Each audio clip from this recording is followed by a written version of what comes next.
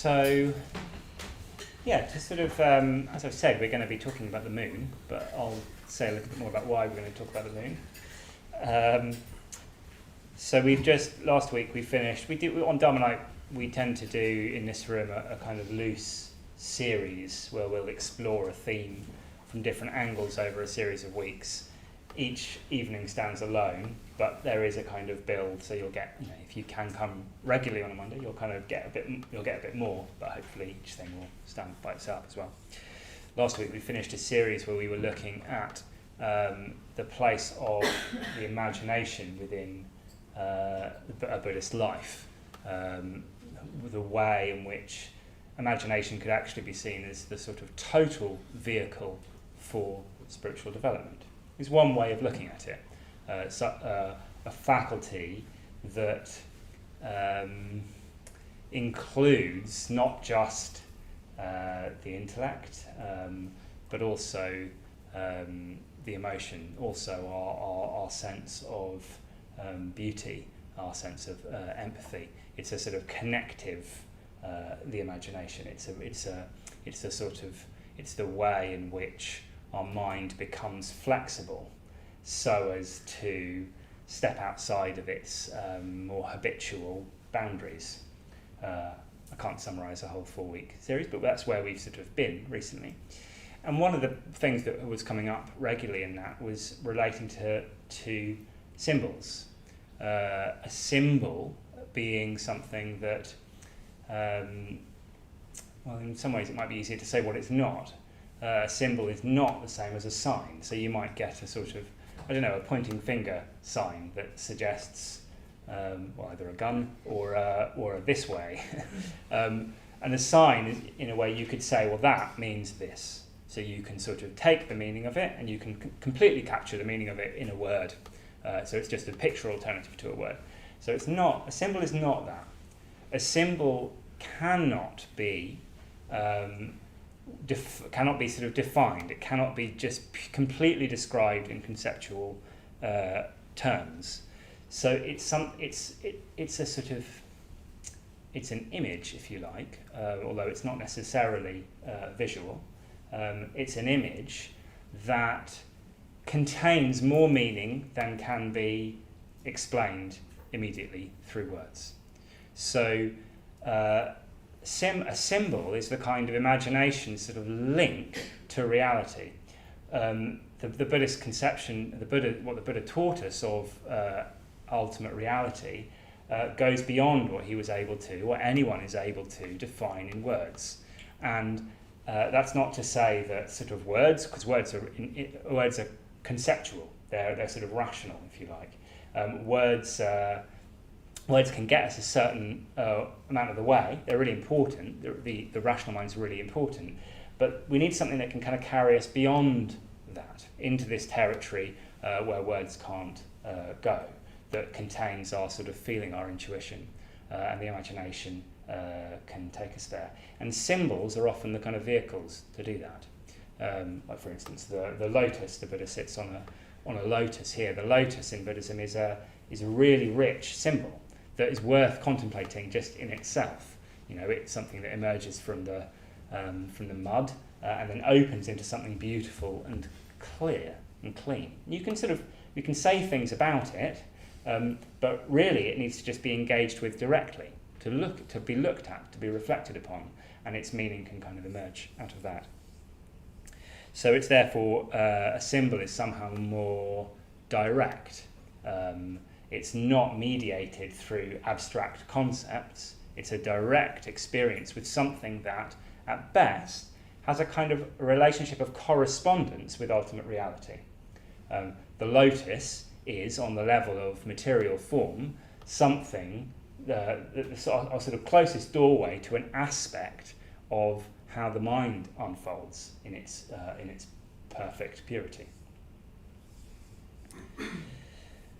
So we're going to look at. So the series that we're sort of embarking upon now is a few weeks in which we're just going to look at a few different symbols, and we'll just our last series was slightly more conceptually dense because, ironically, in order to talk about the imagination, there's a certain kind of conceptual understanding that we need to know to help us to engage with the imagination more non-conceptually, if you like. Here we're just going to try and just evoke the symbols themselves, give us some pointers as to what they might be pointing towards, and then hopefully lead us into a more direct relationship with them so that we can experience them more fully ourselves. So partly because it's the evening of where we'll be celebrating our full moon puja. I can't quite tell whether it was last night or tonight, but we're in the realm of the full moon. I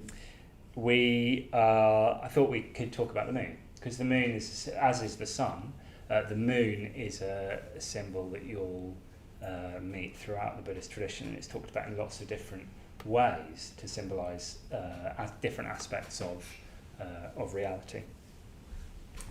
So yeah, we could relate to the moon sort of factually. The moon is 384,400 kilometres from Earth, and it's got about a sixth of the Earth's gravity. I could list off loads more facts, but I don't have them written down. But anyway, we could relate to the moon in this sort of from that particular perspective. I'm sure there's lots of other different ways that we could sort of relate to the moon. You know, historically, people like farmers and so on would relate to the moon to show you where you are in the month, so that this is where you sow certain things, etc. All sorts of different ways to relate to the moon, but we're going to relate to it as a symbol, as a symbol for what we're trying to do when we practice Buddhism. So I thought what we could do is just get into either pairs or threes and just talk about the moon as a symbol. What do you think of when you think of the moon? It's something we all have an experience of. Perhaps we have a bit less of an experience of it now, living in our lit buildings and so on, than we might have once done. But we'll all have a connection to this sort of silver orb that sits in the sky at night. What are the connotations of that for you? What does that sort of what of meaning in your life does that evoke when you think about the moon? So let's talk about that in pairs or threes for a few minutes, and then we'll hear back.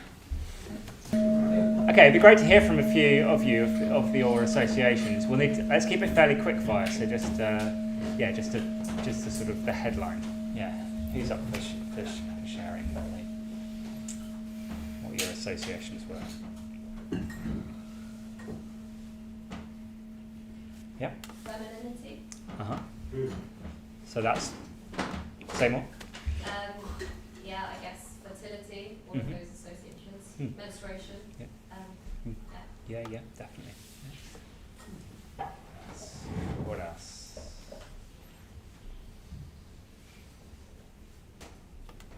A sense of a twin, brother or sister, to the earth in the sky. Right. Close neighbourhood. Yeah. So it's like we're down here, and there's something up there that there's a sort of relationship, but it's distant, isn't it? Yeah. If it wasn't there, everything else would be far away and very small. Yeah, great. What else?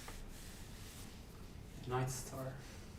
The night star, it's just like providing light when things are dark. Yeah, so it's a source of light, isn't it? Yeah. It's an interesting kind of light because it's reflected light. Yeah. It's not, and this is kind of key within the symbol. It's not lit from its own. It's not lit from itself, but it reflects the light of the sun and gives it a different face, if you like. And the experience of moonlight is very different from the experience of sunlight, isn't it? Yeah. I think it's like a good reminder to either release things or bring things in, depending on whether it's a new moon or a full moon. Right. So there's this cycle that happens every month. It's associated with all sorts of things, including fertility and harvests and so on. But it's also there's a kind of that cycle we feel in ourselves in different ways. And obviously there's all sorts of rituals associated with different phases of the moon. All the main Buddhist festivals are celebrated on the full moon. So there's a sense that where the passage of the sort of phases of the moon creates different opportunities, different moments for different things. Yeah. Yeah, we actually talked about everything but the moon, didn't we? But what you just said there reminds me of like the effect that it has on us, Mm-hmm. and how much most of us aren't really aware of it. Mm-hmm. I think the term lunatic comes from Yeah. something to do with Yeah. Yeah, I'll talk more about lunacy in the second half. There's an association with sort of madness, and that's again to do with the cycles. It's sort of apparently like a lunatic was someone who wasn't mad all of the time. They would sort of come in and out of, and so that sense that we're sort of affected by things outside of our understanding. Yeah. maybe there's a bit of a link with lack of sleep, because that also like Right. Yeah. when it's a full moon, don't sleep. Yeah, it can affect, which is a little bit hard to say why sometimes, isn't it? But it often, lots of people report that I can experience that. Yeah. Yeah. Also, there's a book about how there's almost like a kind of dark magic to it. You're sort of told to sort of associate it with, I don't know, werewolves and witches and whatever. Mm. And, so there's always something to be sort of feared and respected about it. Yeah. Yeah. Yeah, fear and respect at the same time. There's a kind of majesty to it, but it's a sort of night majesty rather than a day majesty. Yeah. Yeah. Great, last one. I find it a useful like reminder of scale, Mm. particularly in a city like London. You can feel like everything's really important, and then you see the moon and realise we're a tiny thing, we're expanding universe. Mm. It's a helpful, the stars are there, but the moon changes and you can sort of understand distance with the moon, and so you can appreciate your small scale compared to a Mm. much bigger thing. Mm. It's useful. So there's all these myths, great, yeah, and I can really associate with that. This sense of perspective, isn't it, that comes from it. There's this thing called the overview effect. This is a reported phenomena in astronauts who then look at the world, look at the Earth from space, and come back with a very altered perspective on life and what's important and so on. Mm. And I think you get a little bit of that from looking at the moon, the sense that there's this body that's sort of, it's like it's observing us from that much broader perspective. It can see all of us at once, if you like, as an imaginative leap in there. But so all of these things can kind of come from just from engaging with the symbol, from looking at the symbol, from being aware of the moon and relating to it in that non-utilitarian, relating to it in a symbolic way, as we're talking about. I remember being on, I think it was my second retreat, it was a weekend, and I remember going outside and looking at, it was a full moon, and going outside and looking at the moon, thinking, that's really beautiful. And sort of tick, really beautiful, good, okay, I've got to go to bed. And then going back inside and being like, actually, I just want to look at the moon. And there was no sort of, I couldn't quite say what that was. It slightly surprised me, but I just sort of went outside and stared at the moon for like 45 minutes or something. And that felt very significant. I couldn't quite tell you why.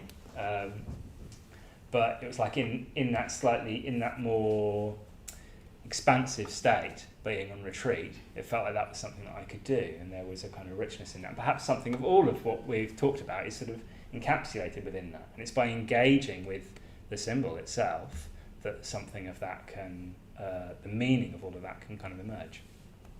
And we're never going to pin that down. So, I'm going to talk this evening, I think, about sort of three aspects of moon symbolism in Buddhism. Firstly, I want to talk about the moon as moonlight in particular as a symbol for metta, this universal loving kindness that we'll try and cultivate in a moment in meditation. Primarily, the moon is a wisdom symbol in Buddhism, so I'm going to talk about that from a few different aspects, including lunacy as part of that. And also in terms of this change, going from a new moon all the way to a full moon and back, as a symbol, the moon is a symbol for transformation as well. So there's a few different, and it's kind of be a bit of a patchwork. In a way, you can't talk about a symbol in a linear way. You can just evoke it in different, evoke it from different angles and try and bring that into being more. So. We'll do the Metta Bhavana in just a moment, and we'll do it with the symbol of the moon. Somehow, this is slightly unorthodox, but very much in the spirit of using the imagination in meditation. So, the qualities that we're trying to cultivate in Buddhist practice are, well, they're like as they reach their perfection, they've got a completely the spiritual qualities are kind of different from worldly qualities in a sense. There's a kind of a love that we can feel for those nearest and dearest to us, but it's a love that can very much be affected by what they do.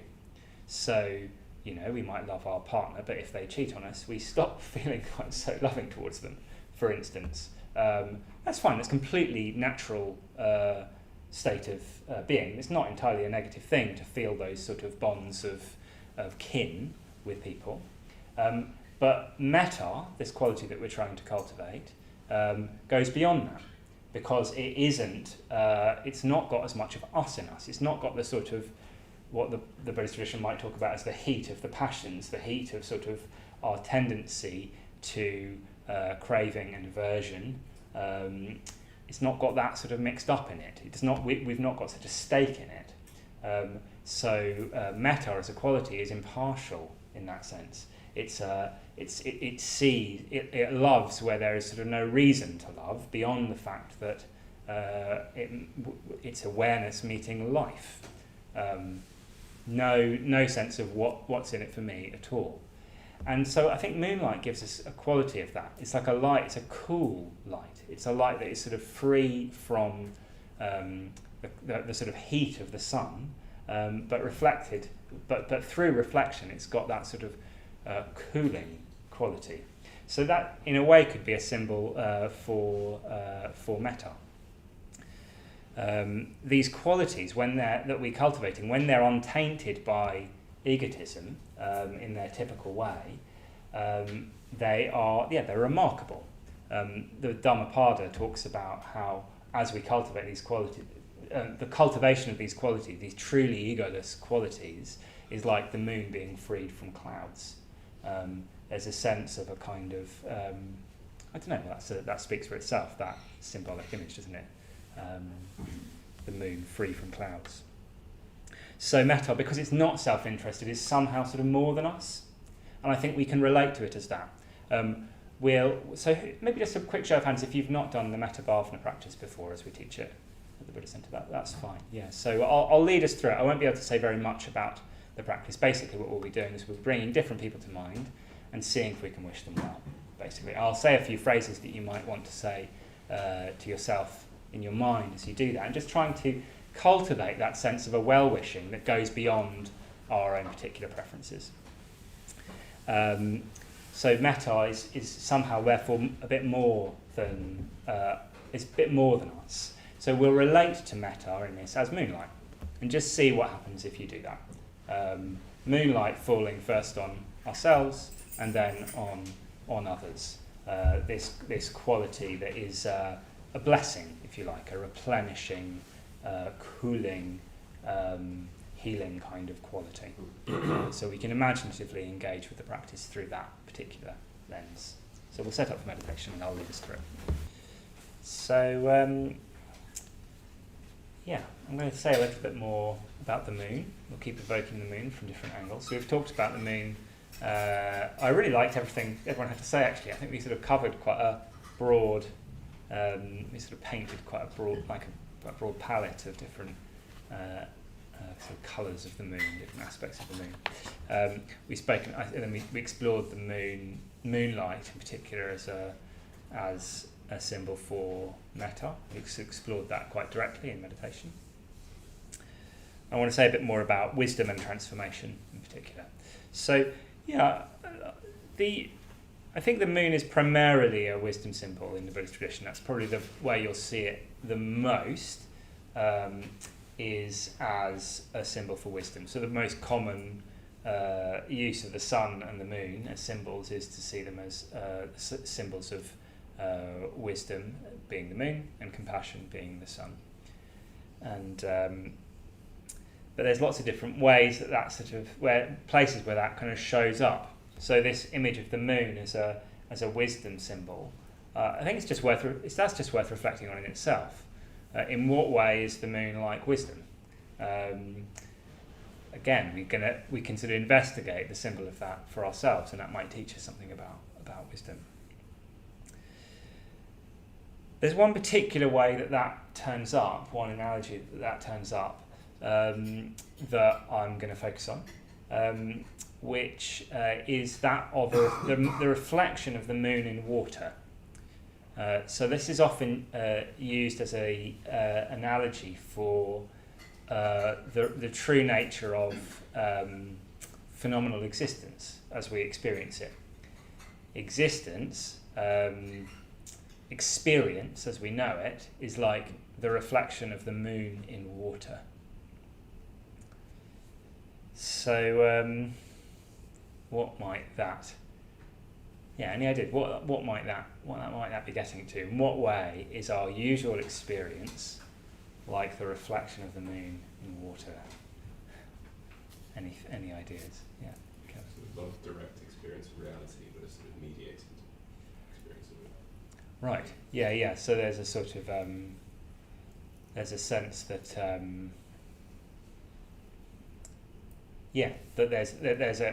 that our contact with reality is indirect. Well, there's maybe I'm trying to wonder what road to go down here. Well, there's another common image of the Dharma being like the finger pointing to the moon. So in that, I guess that the moon is the sort of direct experience of reality, and the Dharma is a finger pointing towards it. You can only experience it, the moon, directly.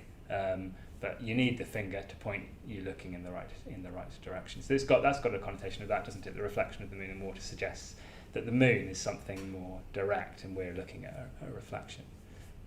What else might how might looking at how might our regular experience, our regular sort of perceptual experience of things, be like the reflection of the moon in water? I think I read something once where you can see the whole moon in like a single drop of water. So it's like this massive thing which we're seeing through a tiny lens. Right. Yeah. So that's quite. So you could have lots of different bodies of water, puddles, lakes, oceans, etc., that could all be reflecting the same moon. So that's another way that the moon turns up through this imagery, where it is this sense that reality can be reflected in anything. There's a sense that to see things as they really are, you need to have this kind of panoptic experience of seeing everything at once and knowing all the things that are happening in all the different places in the universe or whatever. And it doesn't need to be quite like that. Blake talks about seeing the universe in a grain of sand, and the sense that if you pay the right kind of attention to anything, it can reveal the nature of things. So yeah, there's a mystery in that to be explored. Yeah. The particular way that sort of that this analogy is often used, I think that there's something in both of you are saying, but it's not exactly what I'm sort of going to mainly point out now. So this analogy of experience being like the reflection of the moon in water is saying that that if phenomena are like that reflection, we can. It's like we go towards phenomena, which it's like we're tricked by that. It's like we think we can see the reflection of the moon in water. Perhaps we can't see the moon. Perhaps there's a barrier up there, but we can see the reflection of the moon in the water, and we can tend to think that that's real. And so it's like we want to reach for that, but if we do, we just get water, and it all breaks up, and the moon's not there anymore. It doesn't kind of work. So in a way, that's an expression of the way in which we're deluded. We think that we see real existing things, whether that be objects or other people, or a sense of us, myself being a sort of real fixed thing that needs to be defended against the sort of ocean of flux of experience in the world around us, and we interpret something as really existing when it's not quite So that would be like reaching and just trying to grab the moon from that puddle or whatever. So that's a particular way in which we can be deluded. But also, it's not to say that there's nothing there. It's not to say that just because... So we're looking at the reflection of the moon in water, and it's not that there's no moon. It's not that that reflection isn't coming from somewhere. Do you know what I mean? It's not that it's like actually there's no moon. That's just a complete lie or something. It's not quite like that either, is it? So there's something in between. It's pointing to something beyond itself, and yet it's not as it appears. Yeah.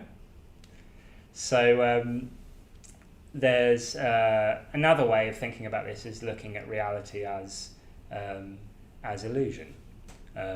Illusion in the sense that it's not that it doesn't exist. Things as they are. It's not that they don't exist at all. It's not that the perceptual situation we find ourselves in is just a kind of complete fantasy. But it's also not as we habitually interpret it as being. So another analogy that is akin to this reflection of the moon and water is as a magician's illusion. The idea that the magician creates a sort of traditionally talk about a magician creating an elephant. I don't know how you do that, but apparently they used to do that, particularly in ancient India. That was a commonly enough known thing for it to be a ready-to-hand analogy. The magician creates an elephant, and what is the sort of existential nature of that elephant created by a magician? It's not that there's nothing there, because otherwise we wouldn't see it. So there is an experience, but it isn't real. It's not a real elephant, if you know what I mean. So it's can we learn to experience the objects of our life in that way, where we're seeing something as neither definitely existing in the way that we tend to hook onto, nor as being a complete fabrication, but as this kind of illusory quality that's captured by this image of the moon reflected in the water. What would it be? So maybe let's just get into pairs just briefly, again, ideally with someone you don't know. What would it be like to relate to the things, particularly the things in our life that we take very seriously and get worried about, or get prideful about, or get worried about losing, or whatever? What would it be like to relate to them in this way, as a reflection of moon and water, as illusion, as neither definitely existing nor not existing at all? Yeah? Let's have a go talking about that. What would that be like? What effect would that have on our experience? So yeah, what did you come up with? What would it be like to live in relation, to see things more as illusion in this way, more as a reflection of the moon and water? What did you come up with? Even if just terrible confusion, good to know that as well. We were saying how you feel like a lot more relaxed and like at play in life and like in relation to others. If it felt more like hallucinatory than really real and serious, less grip to it. Yeah, more. There's more. You said you used the word play. You're more at play. Yeah, there's a sort of playful quality to the sense. It's like it's a bit like playing a game, isn't it? You know, you play a game and you can get really invested in it and you can take it really seriously, but if you lose or whatever, it doesn't sort of matter. You sort of you know that it's not quite like that, or you know, you get that in if you go to the theatre, say, there's a story being played out live in front of you. You can get really drawn into that. You can care about it. It can move you. It can affect you. But you know it's not ultimately real, and that when when they get stabbed at the end, you don't need to sort of like if you knew that was real, that would be really, really traumatic, and you'd sort of it would be chaos in the theatre, wouldn't it? But you sort of know that, so it enables you to keep that sort of distance so that you can enjoy the kind of the play of it. Yeah. What else?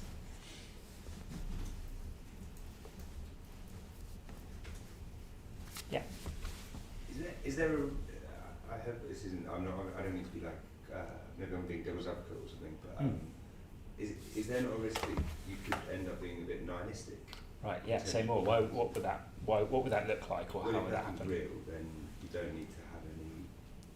Like, there's no need to feel the obligation to be relied on by other people, because the reliance that they might have on you is fake. It's not real. It's a reflection of the moon, so it's irrelevant. Yeah. And so you could spiral a bit. Yeah, definitely. So there is a real danger with this. And I think that this is where this is a description, in a way, this is a description of what the Buddhist tradition talks about as the middle way. So there's it's a real tightrope walk that's going on here. And you say it can go off, if what we're trying to do is relate to things in this sort of playful, light, creative kind of way, we can slip off that in two directions. One of it is a way that we might more typically slip off it, which is just actually to take it really seriously and not see it as not treat it lightly, and just get sort of caught up with things and wanting this and not wanting that, and forgetting that it's illusory. But the other way is to think of it as just being like, oh, it doesn't exist, as you say. It's like, so you end up feeling like, oh, nothing matters then, because there's no elephant, there's no it's just an image on my eye or whatever, this moon in the water, and relating to our the stuff of our life like that is just to strip it of all meaning. And that is a danger of taking this kind of approach of trying to see through our conventional ways of looking at things and develop a bigger perspective. The danger of that is you just go, oh well, don't worry about it, and don't worry about those people and the people that depend upon me and the things that I was trying to achieve in my life or whatever, and you can just sort of ditch it all. So it's not that. We're trying to. So what that implies is that by relating to, so we're not relating to it either as, we're not relating to our experience as ultimately real, nor are we relating to it as a blank nothing that doesn't matter. What we end up with is this something much more of a kind of a dance in the middle, where it's not saying that there's anything else that's more real, in a sense, than this experience that's unfolding, of this reflection of the moon in the water. It is the experience that's happening. It's sort of what we've got. It's just not. It just doesn't mean anything beyond itself. It doesn't mean anything sort of more than that. And yet there's a richness to it. There's a beauty to it.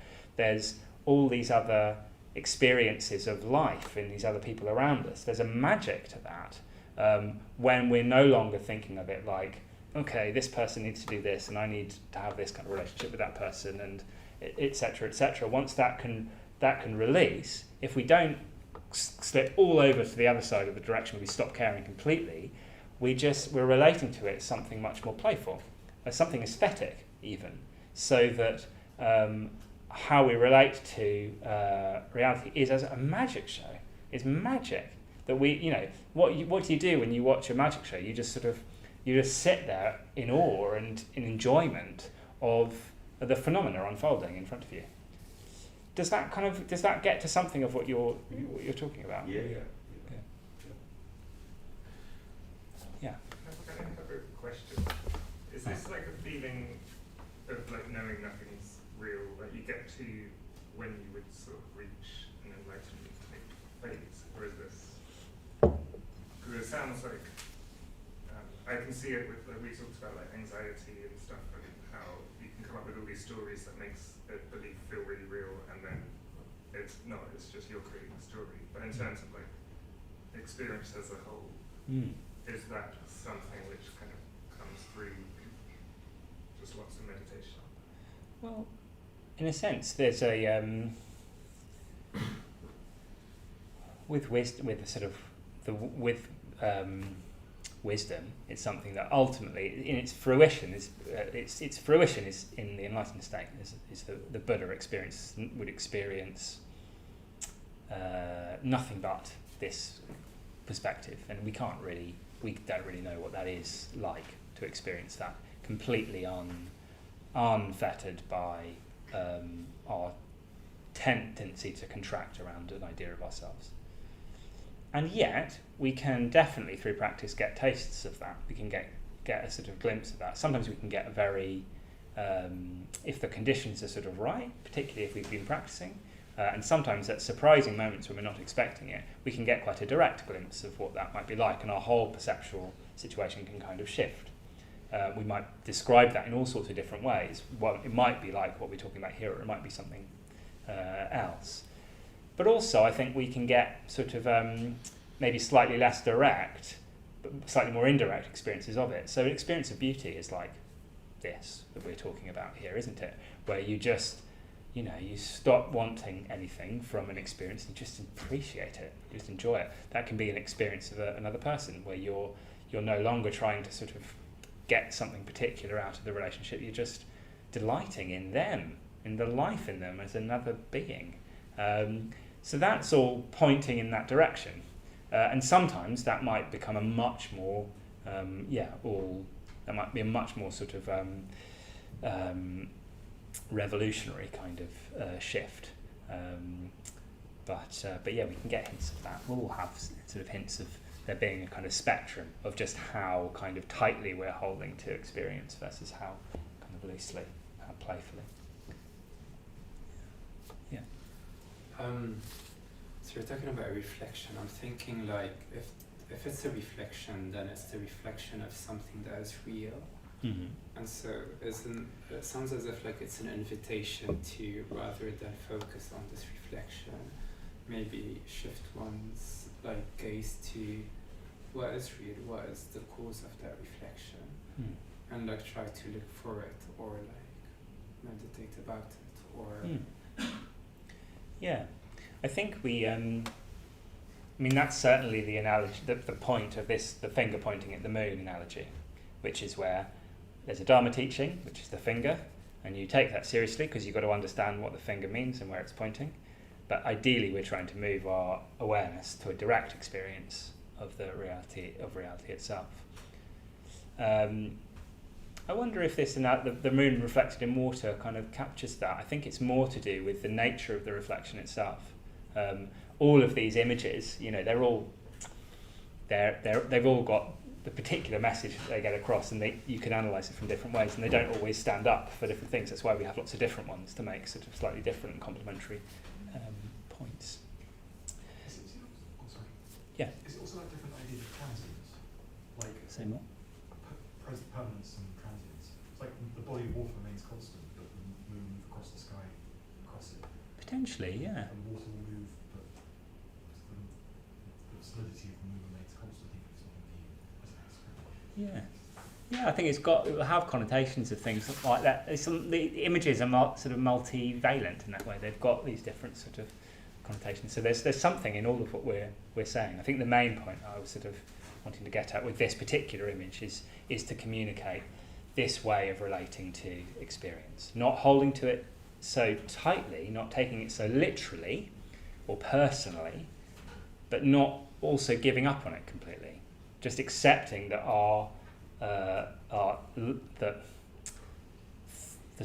the expressions of consciousness, the sort of unfolding expressions of consciousness through experience, which is all that we have, is magic in a way, and relating to our life and operating on that basis. And how we'll tend to operate from that is to sort of appreciate and to not take things too personally, and to care about, to feel for those different manifestations of conscious experience, whether they be the natural world or other people, or the sort of projects and the things in our life that we care about.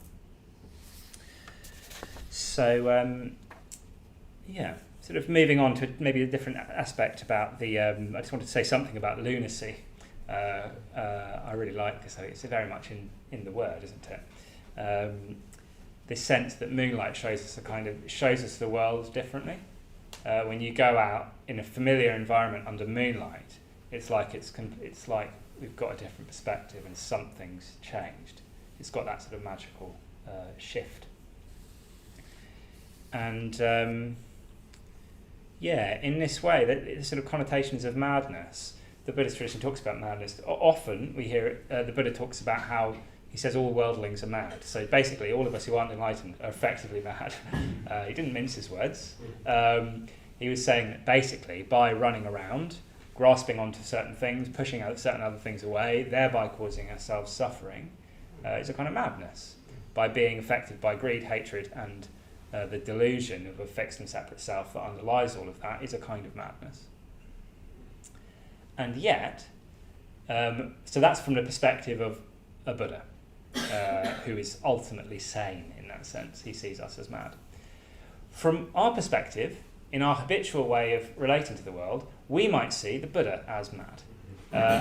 And the experience of shifting perspective into this more unfixed one might feel a little bit like we're going mad. So we're courting that. We obviously need to be careful with that. But we're courting an experience of the world that is different to our habitual experience of the world. And what that's suggesting is that we're inviting an encounter with the unknown, and with those aspects of ourselves that are sort of beyond the rational, those things that move us sort of strongly, those impulses to make sort of radical changes to our lives, or to do things that don't seem directly in our personal interest. Even an act of generosity isn't in our interest. If we were acting out of our interest, we wouldn't be generous, but we might feel pulled to do something that sort of goes against ourselves in a certain way. Courting those impulses could feel a little bit untethered. It could feel a bit slightly mad even. Isn't there like an altruistic value? So if you do something good for somebody else, you walk away from that situation feeling enriched in yourself having done that. Sure. But also not just that, you cultivate the practice of doing that at a social level. Yeah, sure. Of course, it's not. There's a definite benefit. It's a good kind of madness that I'm talking about. It's indirect then. Yeah, but there's something of the kind of in the kind of barriers that we might experience to doing something like being generous that might feel, from our habitual perspective, like, why would I do that? That's not in my interest. Why would I give away my money or give up the thing that I want to someone else or whatever like that? It might, from that perspective, it feels like we're doing something mad. And yet, there's this more expansive experience that sits on the other side of that we can acclimatise to and feel to be truly sane, I suppose. It's just from our current perspective, it might not seem like that.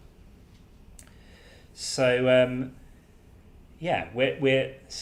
the moon gives us a sense of this as well, doesn't it? It's like looking at life afresh in a way that's slightly uncanny or slightly, might even feel slightly dangerous. And but we're dealing with those forces that might feel a bit more mad with a kind of reflective quality. So we're not just completely giving in to them. And we need to be a bit careful when we're courting madness. We're not just completely sort of giving in to impulses and whims and so on. There's a kind of reflective quality, a bit like the moon reflects the light of the sun. There's a kind of standing back and just experiencing those aspects of our mind, our experience, that are outside of the bounds of habit that we normally keep things within. So the moon's also got something to do with this kind of receptive aspect, and the wisdom has something to do with this receptive aspect, where it's something that we sort of open to rather than make happen, if you know what I mean. So just as we're active in the day, in the light of the sun, we get up, we do stuff, and then night comes and the moon comes out, and then there's a period of pausing, stopping, resting, dreaming, reflecting, going on nighttime walks, whatever, and then the activity kind of starts up again. So you've got this cycle of activity and receptivity, and that's really important that both are present in our Buddhist practice. We need to make an effort, and then we need to stop and experience what effect that has. If we just make effort all the time, then we never sort of open up to noticing what comes in, if you like. It's like the experience of wisdom is something beyond us, beyond our current level of experience, sort of entering into things, and we need to create the space for that to happen, to open up to that. But if we only do that, if we only open up to experience and we don't make a conscious effort to, go against the grain in terms of acting more for the benefit of others than for ourselves, in exerting a certain level of discipline to meditate, to reflect on the Dharma, to learn a bit more about what the Buddhist tradition is saying about reality, so that we can, if we're not putting in the effort in all those different ways, then what we're opening up to is just the sort of flotsam and jetsam of our habitual mind. So we need something of both. Sangharakshita, who founded our particular tradition, talks about there being solar and lunar religions, which I think is quite an interesting perspective, saying that certain religions sort of seem to emphasise the solar or the lunar, the active or the receptive, you could say. And he says that Buddhism is primarily a solar religion. So you need both, but you start with activity. Buddhism's a hero's journey kind of religion. It's a practice. It's something that we do rather than something that we just believe. And it involves a certain kind of effort to say I'm unsatisfied with my current consciousness. I want to do something. I want to take that further.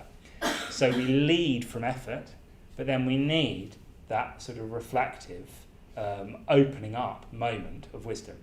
So don't listen to anyone that says you can do one without the other, basically, and you might encounter that. You'll encounter it in different sort of spiritual traditions. There's a real tendency to focus on that. All we need to do is just let go and open up, and don't believe them, because you've not got enough to open up to if you're not cultivating something beyond yourself to open up to. So I kind of that's mostly what I want to say about wisdom. I want to say a little bit about transformation, maybe a bit more briefly, and mainly I just want to tell a story, actually, just because it doesn't quite fit in. It kind of fits in, but it's a good story, and it's about how the hare got into the moon. The hare, like the rabbit, the big rabbit with ears that runs fast. There's a hare in the moon. We might think that there's a man in the moon, but traditionally, and this seems to be the world across, actually, in Buddhist countries, certainly they don't see a man in the moon, they see a hare in the moon.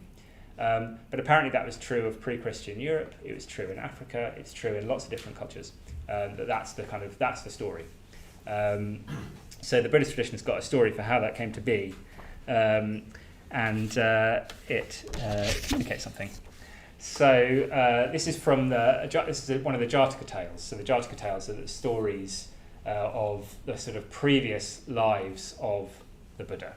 The idea being that life after life, there's effort being made to develop, and all of that sort of is a kind of chain of effect that leads up to the point to which somebody can actually become fully and perfectly enlightened, despite not having a teacher who could point the way there, which is a remarkable feat. So this is these stories are kind of ways of pointing at what the kind of investments put down in spiritual practice might look like over previous lives. Most of them are human stories, but some of them are animal stories, and this is an animal story. So so there's a wood, and there are 4 friendly critters living in this wood at the foot of a mountain in India. There's an otter, there's a jackal, there's a monkey, and there's a hare.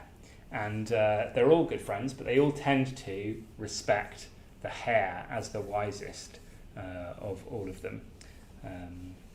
This Jataka is called the Shasha Jataka, which means something like the teacher Jataka. So the hare is seen as the sort of teacher amongst these animals. It's the wise one.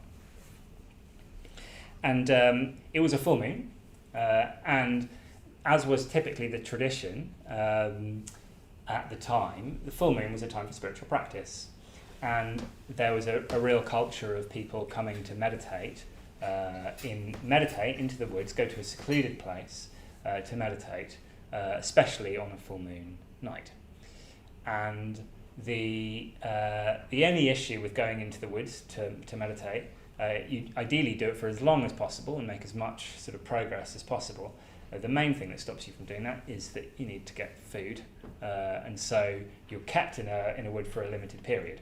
So these animals, they were good natured, and they really saw the value of spiritual practice, and so they wanted to support that. They wanted to support those who are coming to meditate in the forest by bringing them food, partly as largely for themselves as a practice of generosity, seeing generosity as a virtue to cultivate, and simply out of the fact that they wanted to help.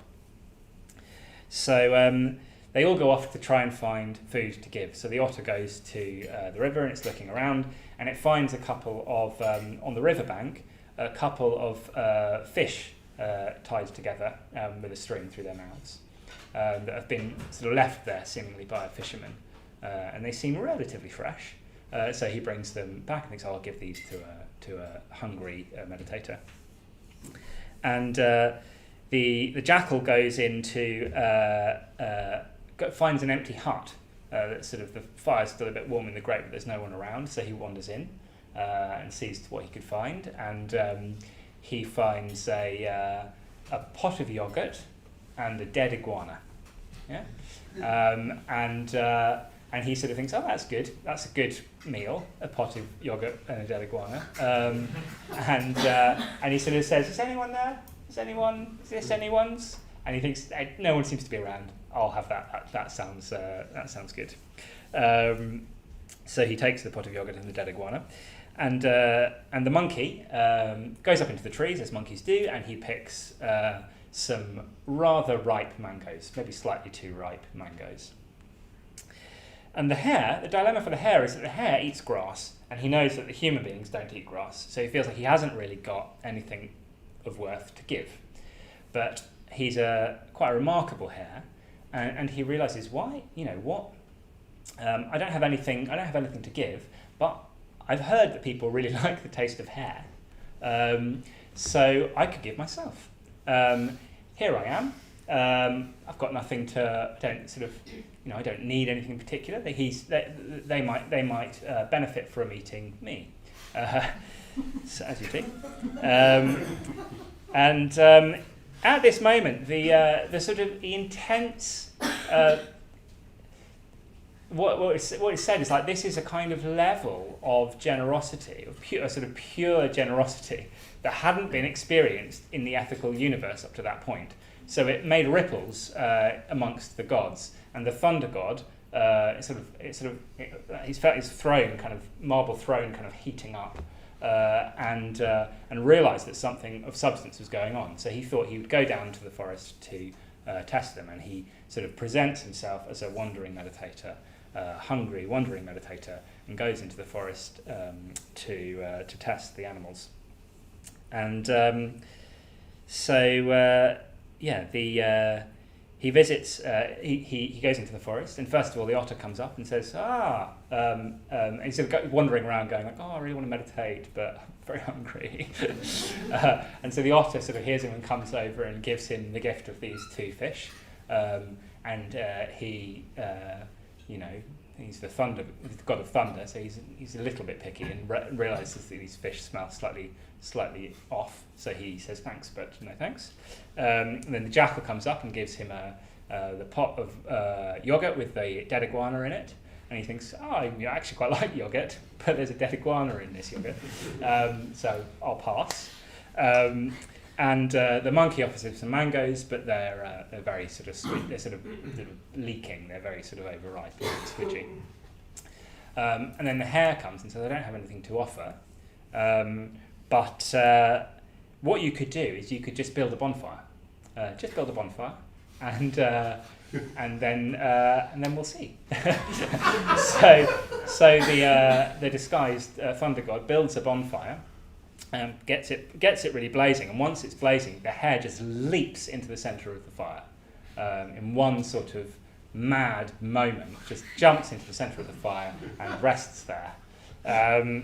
But the fire doesn't burn the hare. Instead, the hare sort of turns to the meditator and says, what's going on with your fire? This feels kind of I feel a bit chilly, actually.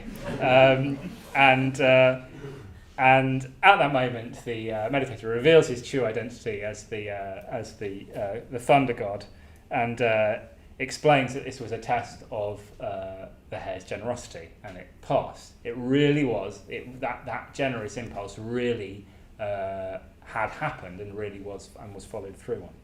And so the hare didn't die, but to honour the hare at that moment, the thunder god, it's said that he picked up a mountain and used it kind of like a cake piping bag. Have you ever done like icing, piping icing with a bag? Anyway, he used the mountain like that and painted on the moon the picture of the hare, and that is how the hare got into the moon. So that is a story you may not know.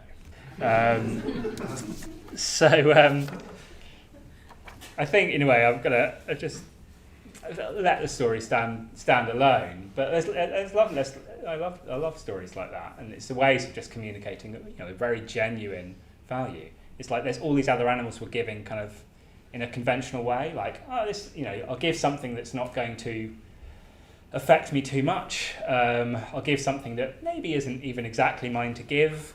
I'll just throw something together, versus a sense that actually I don't really have anything to give of real worth, but I could just give everything. I could just give myself. And the sense of what a real perfection of generosity would look like, the perfection of that quality would look like. And that's a leap. That kind of that practice in that way is a completely going beyond the what is sort of rational or even sort of sane. This Jataka stories. They're stories of the Bodhisattva. They're stories of the being set on enlightenment.